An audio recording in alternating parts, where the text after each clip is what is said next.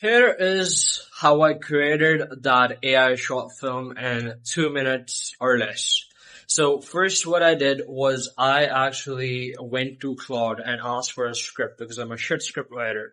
And then Claude gave me this script that I thought was a good idea to start working on in Seedance 2.0.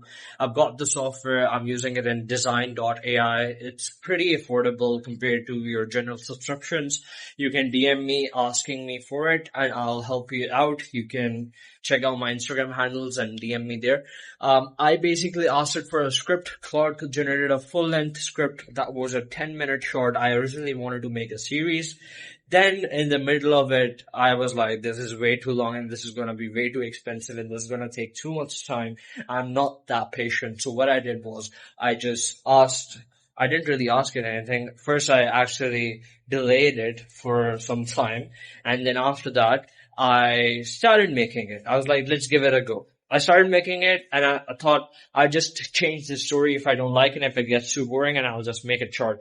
So the opening shot, the market and all, that was created by Nano Banana Pro, the images. So first I asked for the prompts and I locked down the location with a grid photo of 8 different grid photos in one photo. You can easily ask any AI to create that prompt for you and lock down a specific location that you have in your mind. Then I locked down the characters. I used my face for my character. I attached 3 or 4 photos of mine and created a single consistent grid shot. I generated a couple of different generations, 7 to 8, and then chose the best one. Shots of my head in one black plain t-shirt with a plain background. I did the same for other characters as well, the other few characters that were originally planned in the series. What I later did after that was I actually started making the video. The first 2 scenes when he's walking in the street, looking down at his phone, they were part of the original script, but later he was supposed to look down at a magical alley that I just thought was too boring and I just wanted to make it short. So I thought of the most interesting thing that could appear there, and I thought it would be a giant clown, like a mix between Attack on Titan and the clown from Death Note, the monster from Death Note, and the Dark Knight clowns, a mixture of all those 3 characters. So I created that. I saw him. I showed him sitting on the cart. I didn't really originally plan him to be fictional and in the author's head, but then I got burned out and asked for the rest of the script from Claude. I did let it know what I generally wanted. I did have the idea about the crazy man and all, but the dialogues themselves and the specific details were created by Claude. I actually used the father and the son characters coincidentally. They were actually generated for something else. They were not generated for this, not this particularly short, the long form series that we originally planned to create. So that's how it went.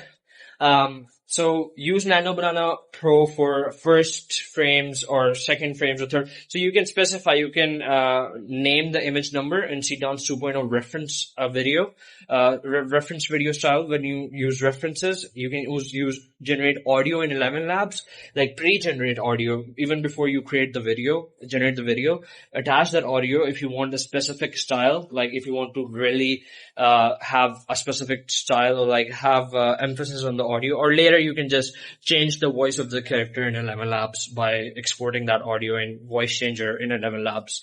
But yeah, I basically did that. It's not rocket science.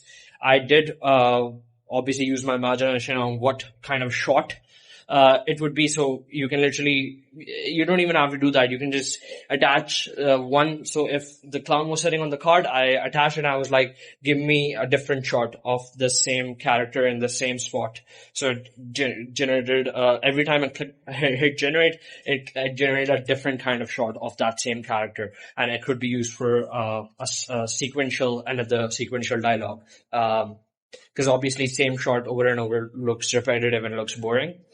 And the expressions and all, I use different things. I actually used one of the expressions, the final one, where the